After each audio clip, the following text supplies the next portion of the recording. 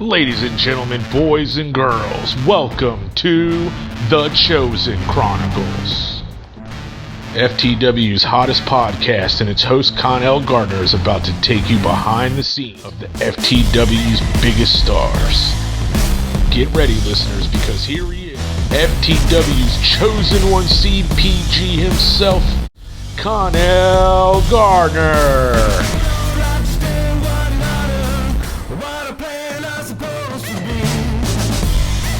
3, 2, 1.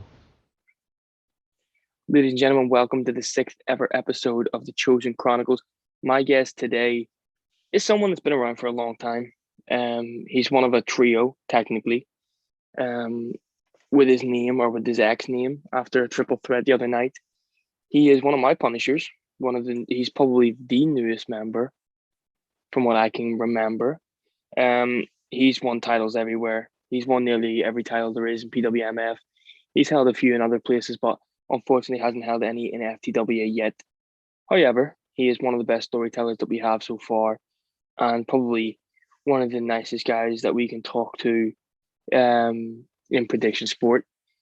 He held one of the biggest storylines this year, definitely, with the Punishers and 7S and the whole Tina Davella storyline. So without further ado, let me introduce you to a man that was known as the Beast formerly, but he's now Mr. Clemons, Branden Clemons.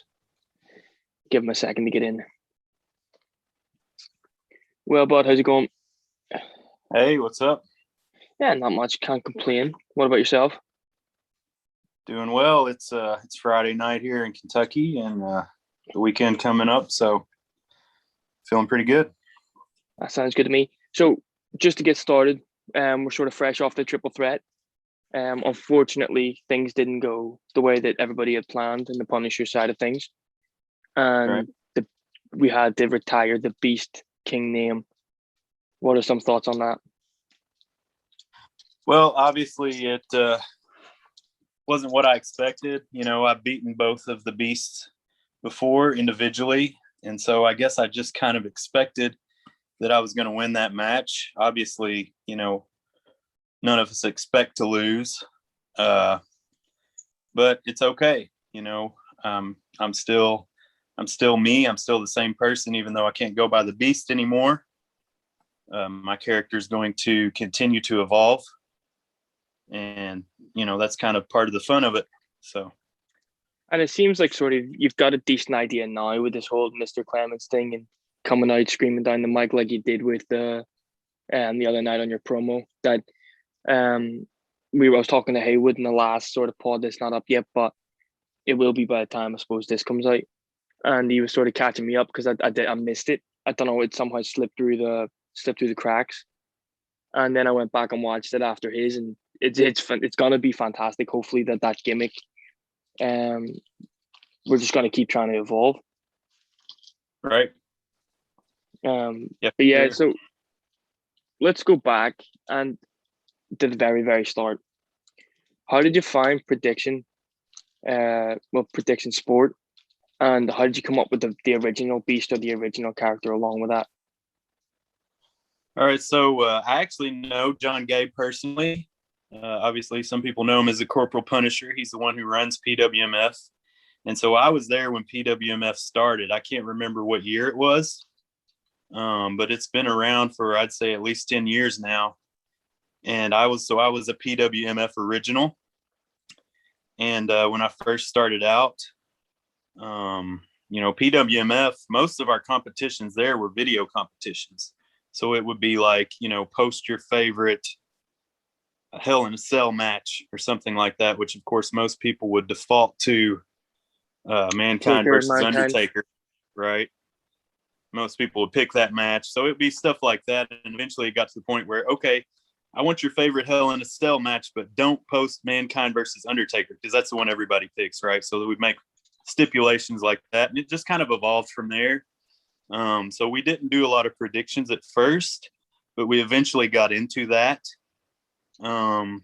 As far as the Beast name, some may look at my name and think, well, maybe he's a Brock Lesnar fan. Well, actually, the complete opposite. If you know me, I don't like Brock Lesnar at all. He's maybe my least favorite wrestler at the moment, but it really came from one of my friends in college, and my initials are BC. So he started calling me BC as kind of a nickname at first. And then one day it was just like, it kind of came out as, he's like, Beast. And I thought about it. I was like, did you just call me Beast? He's like, yeah, do you like that? I was like, oh, that's pretty cool, man. So honestly, it was like a nickname that somebody gave me in college. And so when I started to think about, well, I'm going to be a wrestler, what do I want my wrestler nickname to be? It just kind of fit. And I said, I'm going to be the Beast, Branden Clemons. So that's kind of how that started.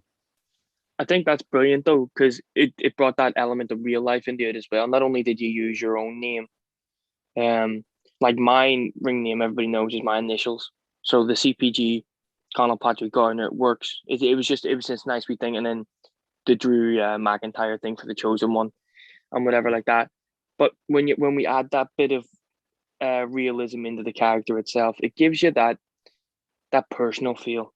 It attaches that to you. So nobody, like when they mess with the brand, they mess with you, and you know yourself. Mostly your character is you, but just amplified times 20, times 30. So do you find it hard in FTW? Well, first of all, tell us how you got the FTW. Because you came into FTW probably the same way I came in. But if you want to explain that first, and then we'll go on to another question in a sec.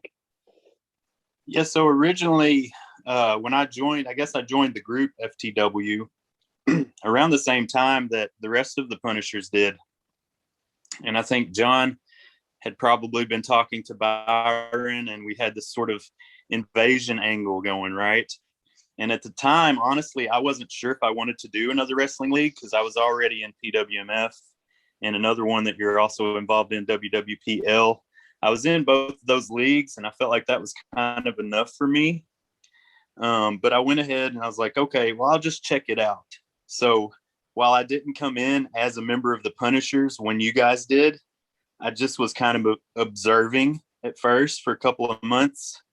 And as I started watching, I noticed that people were doing video promos, which was a completely new thing.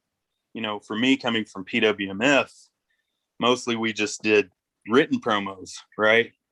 And so that was kind of my background, was just writing these stories and sort of painting these pictures. And so that, for me, that was my experience as far as creating promos. But when I started seeing people actually making video promos, I was like, man, this is pretty cool.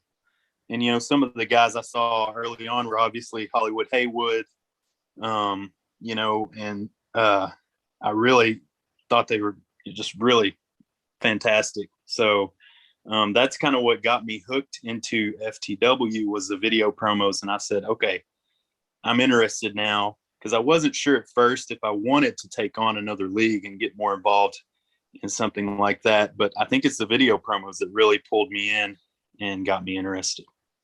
Yeah, because I think especially in FTW, that's the one thing that sets us from everybody else. Because obviously, you know me from WWPL and PWMF before. I was one of the only guys doing the video promos there. And it was me talking against a brick wall because I was on my own. I was calling out someone and then maybe not getting a response, or I was calling out someone and then they were writing something, which always made it harder for me because I was more of a talker than a writer. But when we came here and then Haywood was doing stuff and then I started, it changed the dynamic of the group. And then it allowed people like you and then the Filipino Beast and the other Beast, and sort of like Tyson Holly as well, Pinnacle, Ravencroft, to start doing videos. And obviously, I know you're going to say you enjoy the written end of things because you're more of a storyteller that way. But how have you found that transition from written promos to video? Do you find it tough trying to figure out what to say when you're doing your video promo, or do you take notes, or you just go off the cuff? Well, I've heard you talk before and say you just turn the camera on and just sort of start talking. Well, that's very difficult for me. So usually what I do is I kind of plan it out beforehand, and I don't write it down, but I just kind of recite it in my head. And I may say it a couple times in my head, just, okay, this is what I want to say. These are all the things I want to say. And I'll just kind of memorize it. And so it's kind of just in my head, and then I spit it out that way. So that's how I do my video promos. Well, because with me, I've tried that. I've tried multiple methods of bullet points, paragraphs. Like, I would never work in WWE because the thought of having that promo writ in front of me and me trying to read it or something. Because I always find if I'm trying to look at a camera, I'd rather do it and just speak. If what I say is shit, it's shit. But if I have something writ, I feel myself like looking down and looking up, looking down, looking up, and making it way too obvious. Right. But my memory's shattered. For being 19, it shouldn't be this bad, but it is. You'd think that I was wrestling for about 40 years and kept getting spiked. But it's nice to see now that creative storytellers like yourself are starting to go to that video promo end. We're all putting in extra effort now. We're putting in music.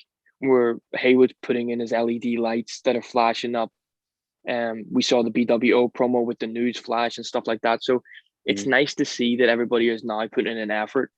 How do you find the predicting side of things?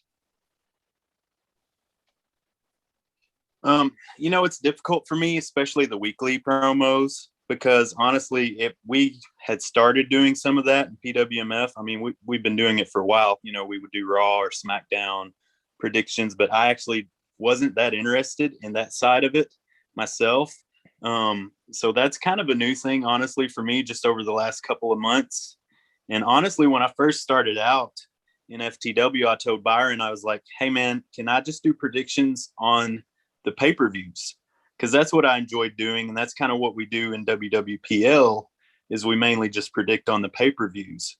Right. So that's what I did for a couple of months. And honestly, it was Haywood who kind of talked me into starting to do the weekly predictions more when we had the whole Predicators versus Punisher storyline going. He was like, man, this will really build up that storyline if you guys participate during the week as well. And he kind of convinced me and talked me into it. And I said, okay, well, I'll try it out, and so I did. And so, I mean, I do like doing it now that I'm into it, and I've been doing it for a couple of months. But honestly, and you've heard me complain, I'm sure a lot of people have noticed in FTW, I complain about Impact because that's one show that I just don't watch. I don't keep up with. And it's very hard to predict that show for me. And so, I feel like I do okay on the WWE side, but then Impact just, sometimes will just kill me. So, but it's fun. Yeah, we were in there too. And the last couple of episodes, I've been talking about this to different people. You probably heard, where Vince is doing the same crap repeated. We can nearly guess what he's doing week in, week out. But with Impact, they don't know what they're doing from this week to next.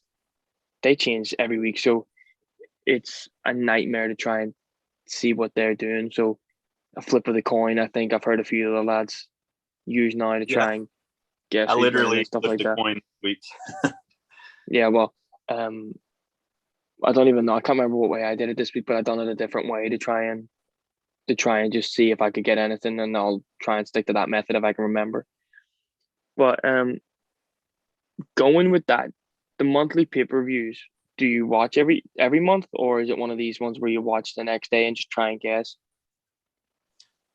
I try to watch it live if I can.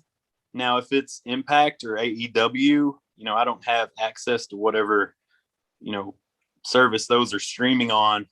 Obviously, I do have Peacock, so I can watch the WWE pay-per-views live. And then sometimes somebody will give me a link like, hey, if you want to watch AEW, here's a link, So sometimes I'll get to watch the AEW pay-per-view. But, basically, so that's it. I mean, I watch the WWE pay-per-views live normally.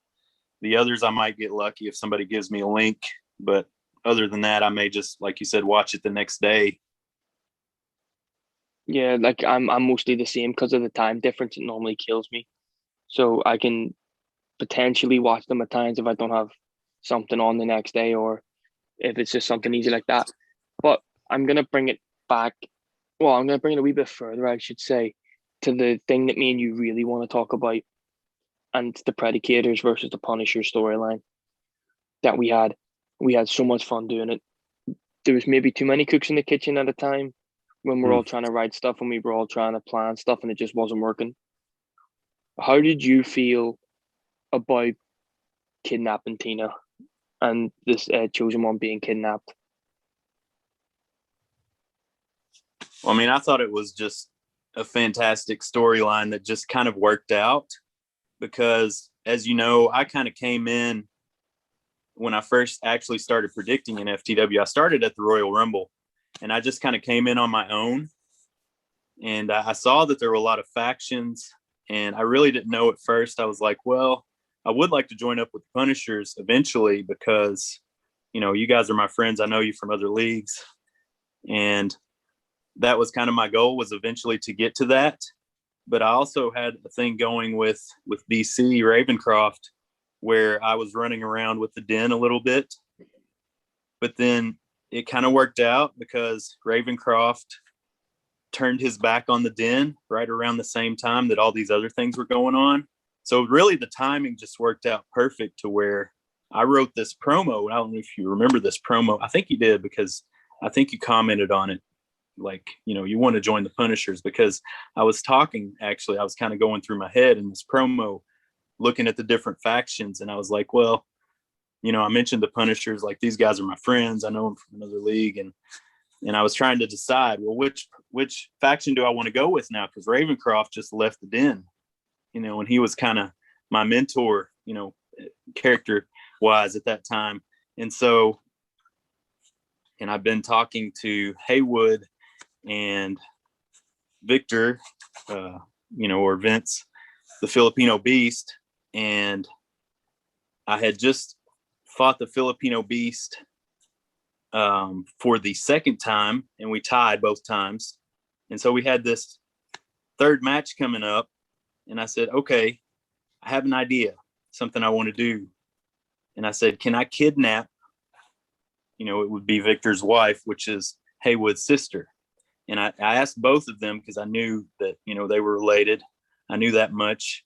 And so I asked them, like, hey, what do you guys think about me kidnapping her? And so we got to talk about it that way. And then, you know, I got to talking to Haywood individually. And of course, at that time, you were having this great feud with Haywood as well. And they had just started up the Predicators just not very long before that. And he was asking me, he said, you know, it would be cool if you joined up with a faction. He's like, who do you know in the league? And I was like, well, I know the Punishers. I was like, you know, I know these guys from another league. And he's like, oh, you know the Punishers. He's like, well, that could really work well because I've got this thing coming up where we're going to try to abduct CPG as well. And so the timing of everything was just perfect to where it all came together. And we had, you know, I kidnapped Tina, right? And then just a little bit after that, they kidnapped you at the next pay-per-view. And so we had those two kidnappings happen at the same time. And then we had the big reveal that I was part of the Punishers, and the Punishers had helped me with the kidnapping, right? So it just, the timing of it was just phenomenal, how everything worked out. Yeah, and I remember when you first came in, because I think there was internal talks in the Punishers just before you came in, because there was talk, I think it was maybe Haywood was talking to me, and I think maybe John was talking to me about it as well. And they were like, right, Branden's looking in. Is there any way we could sort of squeeze him in? He's working alongside us with this storyline and whatever else. So I think we sort of, me and Graham and I think Jared maybe at the time, Scott's in there too. And we were like, oh yeah, yeah, bring him in, the more the merrier. We're happy enough like with just the squad we have now, but Branden will come in for FTW at the start it was. And we were like, yeah, we're happy enough. And it was just the way that it worked out with that whole Tina storyline that it happened to be me and Hollywood were feuding up to that Fastlane match. I beat him at Fastlane. I get kidnapped. And then I think it just made sense then for me to come out and say that you were one of us and we helped you conduct the Tina kidnapping. And I think it was fantastic storytelling from everybody involved. Yeah, and it worked out great. And we had, you know, like 5 or 6 of us. We had a couple from each team that were doing written promos, video promos, and it was just this fantastic story that really, Haywood told me that, this is the story that everyone's talking about right now. And so we were kind of the big storyline in FTW for a few weeks there. Of course, leading up to WrestleMania, where, Punishers went 5-0. We had the Extreme Rules match with myself and Jared versus Victor and Trevor. And that was, kind of this culmination of that whole storyline. And it was just a lot of fun. The whole thing was fun. Because originally that was meant to be a War Games match. I'm going to tear back the curtain a wee bit. Originally it was meant to be a War Games match. Pardon me. We were all meant to be involved. There was meant to be the 6 of us and the 6 of them, including the Dark Rider Shane Graves. But there was I think there was communication errors between everybody, and we couldn't find a way to work it between the teams. So we eventually went with me and Shane going for the UK title in a Hell in a Cell match or something. It was something along them lines. Yeah, I think it was Hell in a Cell. In his debut match, and then you guys doing that, which worked out well for everybody. I don't really think the Dark Rider came out of that the best he could have. And that's probably my fault along them lines for not encouraging the War Games match. But look, it is what it is. And the combination of that storyline was fantastic. And now we're into this whole 7S stuff with the Punishers as well. And it just seems like a continuation, really.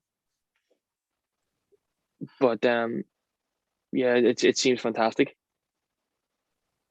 Yeah, so, and that's, going back to my character and how I'm evolving, I ended up facing the Dark Rider in a Buried Alive match, which was a match that I wanted. I ended up losing that match.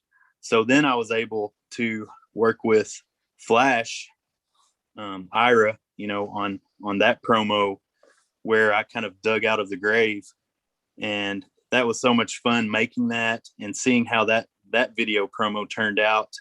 And so as my character continues to evolve now, I'm kind of taking on these sort of supernatural abilities, and that kind of goes back to the 7S. I'm kind of trying to play into that. I don't know where that storyline's going to go. A lot of it's going to depend on DC and what he wants to do with it. But I'm kind of open to being sort of this anti-7S, and I know you and Haywood are also against 7S. And so I know there's been some mention of, instead of the 7 sins, the 7 virtues. And so I'd be totally open to being one of those 7, that kind of takes on 7S.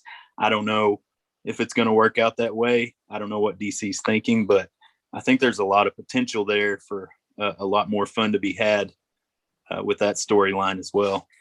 Yeah, I think at the minute, everything's changing week by week. We don't really know what the culmination is. And I think that's fantastic because it's going to keep everybody thinking, and those that aren't involved thinking as well. The most recent development, and obviously you know about this because you posted a promo last night, is the draft. So it's Team FTW versus Team FTW UK. I'm running the UK alongside Haywood and Tyson Holly. And they're going to give me a hand with the draft and storylines and stuff like that. And Byron's on the other side. There's about between 70 and 90 active players every week. And it's an absolute nightmare for everybody to get noticed. Who do you feel over the last couple of weeks or last couple of months has really shot the fame? If there's anyone that comes to mind. I was actually talking to Haywood about this. We're chatting with him. I really like the Pinnacle, man. Just out of character, just as sort of a fan of FTW. I mean, I'm a fan of the Pinnacle and his character and what he's done with it. I think it's fantastic and sort of how he's evolved. I love his video promos. I love what he's doing. I joked last night on your video that you should have picked Pinnacle number 1, so just as kind of an outsider looking in, if I was a fan of FTW, I think that I would really, really like the Pinnacle. Of course, I love the Punishers. I love you guys. And I hope that all of us can do well. I'd like to see all of us get titles eventually. I haven't really been chasing titles myself. And I don't know how the brand split is going to go with the titles. But I think, I have kind of had my eye recently on the breakout title because I am eligible for that since I've kind of been in this sort of slump lately. I've become eligible for the breakout title. So that's something I may want to go after. So I've been thinking about that, and I may mention it to Byron here soon. Yeah, well, that's always the best thing to do is take your own initiative and just sort of work your way through it. Because at the minute, I don't know if you saw my promo or the Pinnacles. Me and the Pinnacle are going to go into a package here soon, and me and him are going to work together for the Spotlight title. So me and him are looking really forward to that with some of the stuff we could potentially do. But seeing you in that title frame, honestly, with some of the promos that you've been working with you as part of the Punishers for so long, I think that you could go for the FTW championship, and you could hold it, and you could make the Punishers proud, because what I've seen Branden, and I'll say the Beast because that's what it was before. The transition that I've seen from WWPL in PWMF and now here is the difference in chalk and cheese. The man and the character has developed and changed so much, but so much on a good scale, that you went from maybe someone who would have been quiet enough and you didn't really want to do video promos or would have stayed out of the way because that wasn't a dynamic. And now we've seen that confidence rise where you could be our champion on whether it's the UK brand, whether it's the US brand, and nobody would batter an eyelid because you are that entertaining on promos and we all enjoy your work. Well, thanks, man. I appreciate it. And it's been an evolution, and I honestly have to give a lot of credit to a couple of guys on kind of how my video promos have evolved, because when I first came in, I don't know if you even saw my first couple promos. I did these promos where I had the lights off and I had, a hood over my head and just, my COVID mask over my face. That's what it was. And it was just in the dark and you could basically just see my eyes. And I was sort of this, in my mind, of course, I'm kind of like this Undertaker figure, which that's always been sort of a part of my storyline anyway, is obviously Undertaker's a big inspiration and a little bit of Stone Cold mixed in, sort of this anti-hero sort of character. But as I started to get into those promos, and then I started up with Victor Davella, we had our first match, and then I saw his video promo. And honestly, I was like, wow, that's funny. That's entertaining, and he continues to put out hilarious videos. The one he just put out before our triple threat match was just fantastic and everybody loved it. But I think that he has really raised my game quite a bit. And so from watching his promos and honestly Hollywood Haywood's promos, I got to give a lot of credit to both of those guys for really giving me inspiration to not only step up my game, but also, sort of really get a lot more confident as I make these videos. And I have a lot of fun with it now.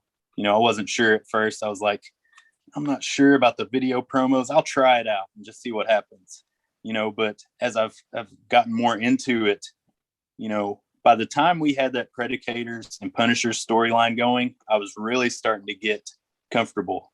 And you gave me the idea to sing the little song, the little part of Inner Sandman.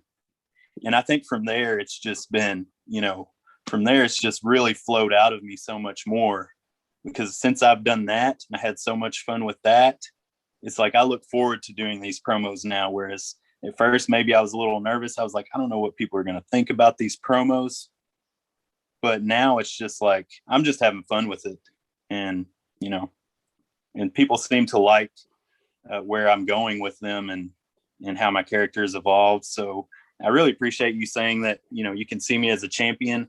I honestly, I haven't really tried to go after championships.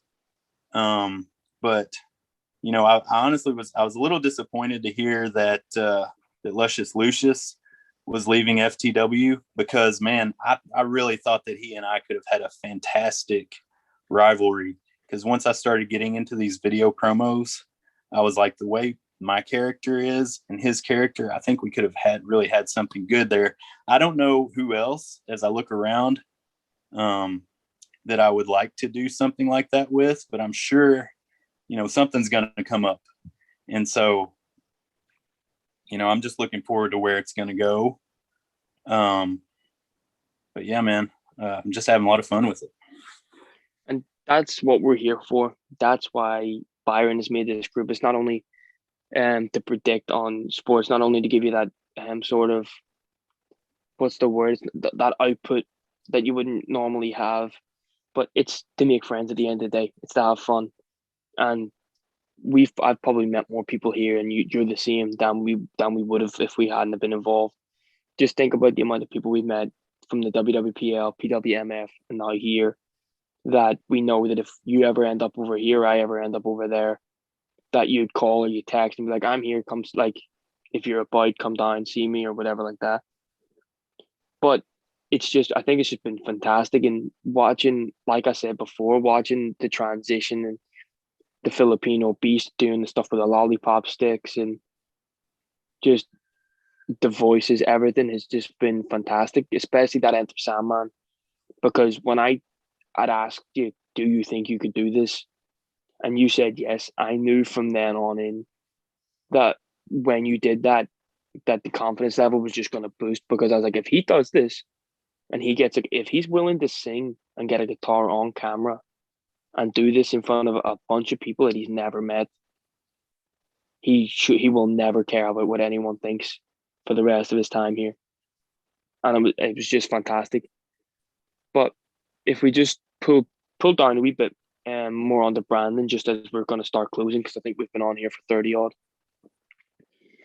Branden, the guy, how different is he compared to Mr. Clemons or the Beast? I've honestly always just kind of been a quiet guy, kind of even a little, some would say shy. But as I got a little older, I came out of my shell, especially when I got into college. That was a time where I sort of started to get in front of people a little more, and my confidence kind of grew in that way. But I think there's different sort of confidence. Like you said, when you're putting yourself out on the social media world, because there's so much potential for so many more people to see that. And so I think, as you saw my first sort of couple promos there in FTW, that was sort of more of me, who I am, sort of this quiet, very collected and calculating. I don't talk a lot. I'm not like, Haywood and some of these guys that just talk and talk and talk. That's not me. But I really, I think that FTW has allowed me to sort of be a lot more, I don't want to say cocky, but just, confident in that, I'm confident in my abilities. I feel like I can beat anyone. This is sort of my character. And so I think that FTW has allowed me to sort of be this more confident version of myself, if that makes sense. Like you said, I think there's still bits of me in there, and you'll see it from time to time, as you can I kind of maybe measure my words, kind of talk a little bit slowly at times. But I think part of that is the effect of my characters. I want my words to be very effective as I choose them. And like I said, I would run through my promos in my mind before I would do them. And so I'm very calculating. And so I think as that comes through, I'm this detail-oriented person. So I think that's a part of it that does come through in my promos, and definitely in my writing promos. As you see that, I spend a lot of time on those, but I've had a lot more experience with those written promos as well. Cause like I said, that's what I did with PWMF a lot. So, I just enjoy FTW and how I've been able to use both of those together. And obviously, I've grown a lot in my promos, my video promos, that is. And I think about where my character is going to go. Where do I go from here? And you saw my promo from earlier where I was just, okay, I'm just going to be Mr. Clemons now, just for a little while. I do have another name that I want to debut soon. But for now, I'm just Mr. Clemons. And I thought, I can't be the Beast anymore. So what do I want to do? And I was thinking about it. And it took me a few days, honestly, to get to that point where I was like, well, there was Mr. Kennedy. I can just be Mr. Clemons and I can just kind of borrow that gimmick for a little while and kind of go from there. Well, that's fantastic as we close out, because you've told us what's next. And we see now that there's this Mr. Clemons gimmick that's coming up, and hopefully it'll stay for a wee bit longer if it works. You say that we've got another name debuting soon. So obviously you'll always be a member of the Punishers. You were the last one in. You'll be the last one out by the sounds of things. Hopefully with the draft, we can all stay together, but you never know. It's a draft at the end of the day, isn't it? So it's the luck of the draw. As we go to close, I just want to ask about Byron. We've all been in groups with John, who ran PWMF. Well, both Johns, PWMF and WWPL. But there's something about Byron that's different. He's just one of these people that is always there. He tries to help as much as he can with character development. And with 70 to 90 people running this league are predicting every week, it just doesn't seem like he should have a minute to speak. Never mind anything else. What are your thoughts, or how much has Byron helped you in this FTW journey? Honestly, Byron has been huge. Obviously just kind of letting me come in at first, and the freedom that he's given me, to kind of do almost anything I want. Now, I haven't asked for any title shots, other than I did mention, I was like, I'm eligible for the breakout title now, wink, wink. But other than that, I haven't really asked for much from him. But I just love how open he is, as far as he's like, well, what do you want to do? Do you want to have this Beast triple threat match, or you want to save that for another pay-per-view? And I just appreciate, because I think he's just really good at sort of making everyone happy. I don't know if that's everyone's experience, but that's been my experience. Is I think he tries to work with everybody. He's like, well, what does this guy want? What does this guy want? How can we kind of blend that together and make them both happy? And I think, honestly, he does that very well with that. I can't imagine having this many people in a league and trying to make everybody gel together. I'm sure it's not, perfect with everybody, but honestly, my experience with him so far has been, I've gotten anything I wanted from him, and so I've been very happy with him and how he's handled that. Well, that's fantastic. And we're going to do a wee bit of an anticlimax now. Okay, so at the end of every FTW broadcast, we're meant to say a certain thing. And because I'm the lovable rogue that is the chosen one, technically, I don't say it. I'm not a 7S. I'm not part of the Church of Salvation, and neither are you. Well, hopefully. So I'm not going to say, may Trey be with you, at the end of this broadcast. But I was hoping that potentially you could say something along those lines that I would normally say. If I close the show, we will finish with Mr. Clemons, Branden Clemons,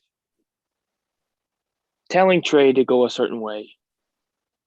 So, ladies and gentlemen, this has been the 6th episode of the Chosen Chronicles with yours truly, the Chosen One, CPG Connell Gardner, and my beast of a guest today, Mr. Clemons, Branden Clemons. Branden, would you do me the honor? May Trey go fuck himself.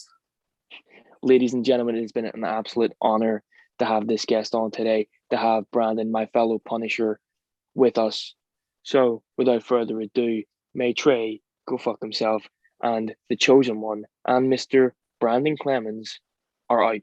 Thanks very much.